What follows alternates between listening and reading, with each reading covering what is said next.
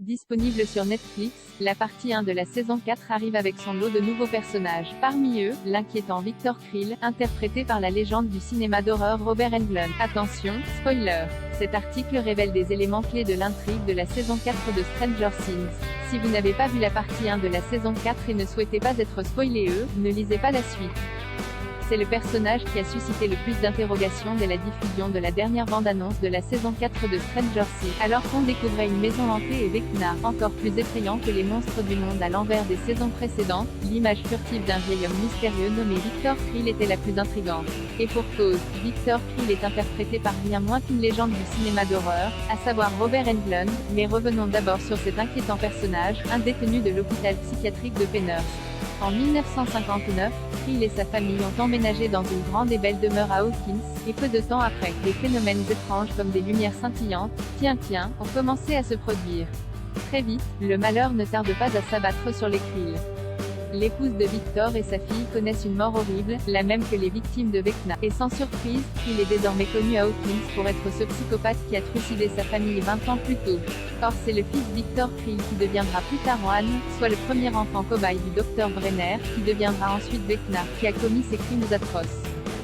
Bien entendu, c'est le pauvre homme qui a été reconnu coupable du meurtre de sa famille, a été déclaré aliéné et envoyé à Penhurst, où il s'est lui-même arraché les yeux dans une tentative désespérée de mettre fin à ses jours. Depuis, il y vit reclus comme l'un des patients les plus dangereux de l'établissement et subit le même traitement d'isolement qu'Hannibal Lecter. Même si son personnage sert de pivot au mystère de la saison, il n'apparaît que dans un seul épisode, le 4, et ce, en raison des difficultés rencontrées par la production avec la pandémie.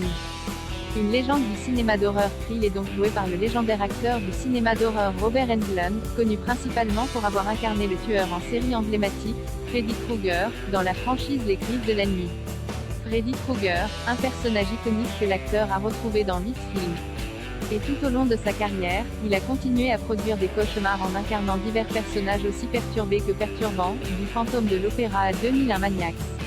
Dans une interview avec IGN, les frères Duffer, Matt et Ross, ont brièvement évoqué Victor Creel.